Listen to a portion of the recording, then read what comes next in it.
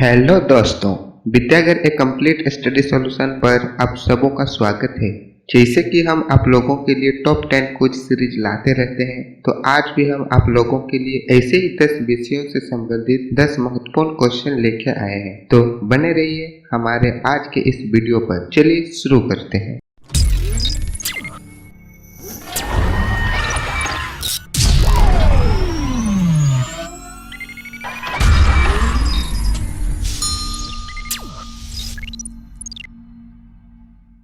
तो आज का हमारा पहला क्वेश्चन जो कि भौतिक विज्ञान से है कि डायनामो में ऊर्जा का रूपांतरण कैसे होता है। तो इसके जो ऑप्शन है वो है रासायनिक ऊर्जा को प्रकाश ऊर्जा में, यांत्रिक ऊर्जा को ध्वनि ऊर्जा में, ध्वनि ऊर्जा को विद्युत ऊर्जा में, या फिर यांत्रिक ऊर्जा को विद्युत ऊर्जा में। तो इसका जो सही आंसर है वो है ऑप्शन नंबर डी, यांत्रिक ऊर्जा को विद्युत ऊर्जा में। चलिए अब कुछ देखते हैं ऊर्जा रूपांतरण करने वाले उपकरण के बारे में। सबसे पहले है डायनामो। डायनामो जो होता है वो यांत्रिक ऊर्जा को विद्युत ऊर्जा में रूपांतरित करता है। लाउड स्पीकर जो है वो विद्युत ऊर्जा को ध्वनि ऊर्जा में रूपांतरित करता है। माइक्रोफोन ध्वनि ऊर्जा को विद्युत ऊर्जा में रूपांतरित करती है। सोलर सेल सौर ऊर्जा को विद्युत ऊर्जा में रूपांतरित कर देती है। विद्युत सेल की बात किया जाए तो वो रासायनिक ऊर्जा को विद्युत ऊर्जा में बदलती है। विद्युत मोटर जो है वो विद्युत ऊर्जा को यांत्रिक ऊर्जा में बदलती है। विद्युत बल्ब विद्युत को प्रकाश एवं ऊष्मा ऊर्जा में बदल देती है। ट्यूबलाइट जो है वो विद्युत ऊर्जा को प्रकाश ऊर्जा में बदलती है।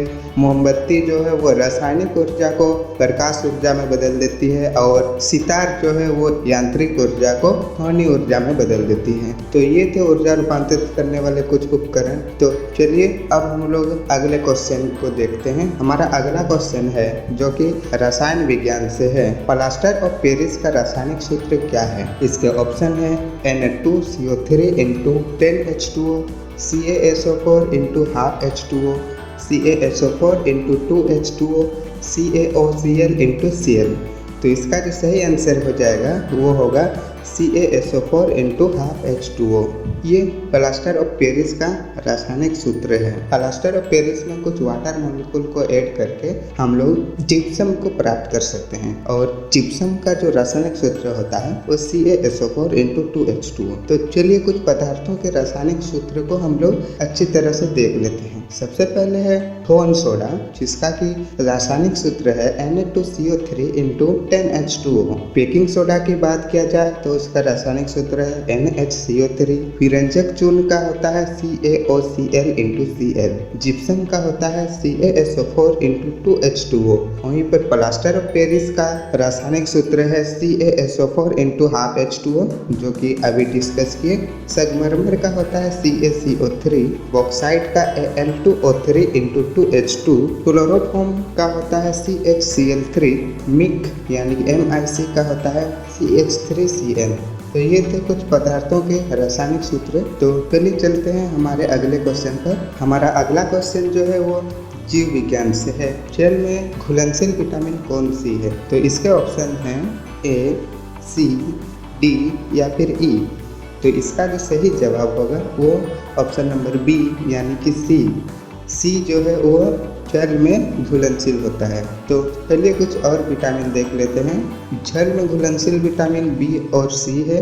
वहीं वसा में जो घुलनशील विटामिन है वो ए, डी, ई और के है। विटामिन शब्द का प्रतिपादित जो है सबसे पहले फंक ने किया था। तो ये था हम लोग का जीव विज्ञान का क्वेश्चन। तो चलिए चलते हैं हमारे अगले क्वेश्चन पर। हमारा अगला क्वेश्चन जो है वो इतिहास से है। पानीपत का प्रथम युद्ध किनके बीच लड़ा गया था। और इसके ऑप्शन है मेदिनी रॉय एवं बाबर, राणा सांगा एवं बाबर, अफगानों एवं बाबर, इब्राहिम लोधी एवं बाबर। तो इसका जो सही आंसर हो जाएगा वो हो जाएगा option number D, Ibrahim Lodhi एवं बाबर। जो पानीपत का प्रथम युद्ध था वो इब्राहिम लोधी एवं बाबर के बीच लड़ा गया था। इसमें बाबर की जीत हुई थी। तो चलिए देखते हैं बाबर के द्वारा लड़ा गया युद्ध। पानीपत का प्रथम युद्ध जो है वो 21 अप्रैल 1526 ईस्वी में इब्राहिम लोदी एवं बाबर के बीच हुआ था। वहीं खनवा का युद्ध जो है वो 17 मार्च 1527 ईस्वी को राणा संगा एवं बाबर के बीच हुआ था। चंद्रिक का युद्ध का बात किया जाए तो वो 29 जनवरी 1528 ईस्वी को मेदिनी रॉय एवं बाबर के बीच हुआ था। घाघरा का युद्ध जो है वो 6 मई 1529 ईस्वी को अफगानों एवं बाबर के बीच हुआ था और हर युद्ध में जीत जो है वो बाबर की ही हुई थी। बाबर के बारे में कुछ और थोड़ा सा हम लोग जान लेते हैं। बाबर का जन्म जो है वो फरवरी 1483 ईस्वी में हुआ था और इसके पिता जो है उमर शेख मिर्जा वो फरगाना नामक छोटे राज्य के शासक थे। तो ये था हमारा आज का इतिहास का क्वेश्चन। तो चलिए चलते हैं नेक्स्ट क्वेश्चन पे। हमारा जो अगला क्वेश्चन है वो भूगोल से है। गोबी मरुस्थल कहाँ स्थित है? और इसके ऑप्शन है उत्तरी अफ्रीका, ऑस्ट्रेलिया, मंगोलिया या फिर भारत। तो इसका जो सही आंसर हो जाएगा वो हो जाएगा ऑप्शन नंबर सी, मंगोलिया। गोबी मरुस्थल जो है वो मंगोलिया में स्थित है। तो चलिए विश्व के कुछ और प्रमुख मरुस्थल के बारे में जान लेते हैं। सबसे पहले है सहारा मरुस्थल, जो विश्व का सबसे बड़ा मरुस्थल भी है। वो उत्तरी अफ्रीका में स्थित है। अरब मरुस्थल वो अरब प्रायद्वीप में स्थित है। गोबी मरुस्थल मंगोलिया में स्थित है। कलाहरी मरुस्थल बोत्सवाना दक्षिण पश्चिम अफ्रीका में स्थित है। थार मरुस्थल जो है वो भारत पाकिस्तान में है। अटकामा मरुस्थल वो उत्तरी चिली यानी कि दक्षिण अमेरिका में है। तो ये थे हमारे आज का भूगोल का क्वेश्चन। तो चलिए चलते हैं हमारे अगले क्वेश्चन पर। हमारा अगला क्वेश्चन जो है वो राजनीतिक से है और वो है अस्पृश्यता का अंत किस अनुच्छेद से संबंधित है? के ऑप्शन है अनुच्छेद 15, अनुच्छेद 18, अनुच्छेद 17 या फिर अनुच्छेद 20। तो इसका जो सही जवाब हो जाएगा वो हो जाएगा अनुच्छेद 17, ऑप्शन नंबर सी। अनुच्छेद 15 की बात किया जाए तो इसमें हम लोग किसी भी व्यक्ति पर धर्म, नस्ल, जाति, लिंग या जन्म स्थान के आधार पर भेदभाव नहीं कर सकते हैं। वहीं अनुच्छेद 18 की बात किया जाए तो ये उपाधियों का अंत से संबंधित है, यानी कि सेना या विद्या संबंधी जो सम्मान होते हैं इनके सिवा राज्य अन्य कोई भी उपाधि को प्रदान नहीं कर सकता और भारत का कोई नागरिक किसी अन्य देश से बिना राष्ट्रपति की आज्ञा के कोई उपाधि स्वीकार नहीं कर सकता। तो ये चीज़ अनुच्छेद 18 से संबंधित है। अनुच्छेद 20 की बात किया जाए तो ये अपराधों के लिए दोष सिद्धि के संबंध में संरक्षण से संबंधित है। अनुच्छेद 20 के 3 महत्वपूर्ण पॉइंट हैं। पहला है किसी भी एक अपराध के लिए सिर्फ एक बार ही सजा मिल सकती है। इसका दूसरा पॉइंट है अपराध करने के समय जो कानून है उसी के तहत सजा मिलेगी, न कि पहले और बाद में बनने वाले कानून के तहत। और इसका तीसरा पॉइंट है किसी भी व्यक्ति को स्वयं के विरुद्ध न्यायालय में गवाही देने के लिए बाध्य नहीं किया जाएगा। ये इसका तीसरा इम्पोर्टेंट पॉइंट है। तो ये था हमारा आज का राजनीतिक का क्वेश्चन। तो चलिए अब कुछ मौलिक अधिकार को हम लोग देखते हैं। इसमें समता या समानता का अधिकार जो है वो अनुच्छेद 14 से 18 में सम्मिलित है। स्वतंत्रता का अधिकार जो है अनुच्छेद 19 से 22 में सम्मिलित है। और इस शोषण के विरुद्ध जो अधिकार है वो अनुच्छेद 23 से 24 में सम्मिलित है। संस्कृति और शिक्षा संबंधी जो अधिकार है वो अनुच्छेद 29 से 30 में सम्मिलित है। और संवैधानिक उपचारों का अधिकार जो है वो अनुच्छेद 32 में सम्मिलित है। तो ये था हमारा आज का राजनीतिक का क्वेश्चन। तो चलिए देखते हैं हमारे अगले क्वेश्चन। हमारा अगला क्वेश्चन जो है वो अर्थशास्त्र से संबंधित है। द्वितीय पंचवर्षीय योजना किसके मॉडल पर आधारित था? तो इसके ऑप्शन है PC Mahalanobis model, Harrod Domar model, Pandit Jawaharlal Nehru model, Visvesvaraya model. इसका जो सही आंसर हो जाएगा वो हो जाएगा option number A, PC Mahalanobis model. Harrod Domar model जो है वो प्रथम पंचवर्षीय योजना से संबंधित था। द्वितीय पंचवर्षीय योजना की बात की जाए तो इसकी शुरुआत 1956 से 1961 ईस्वी में हुई थी।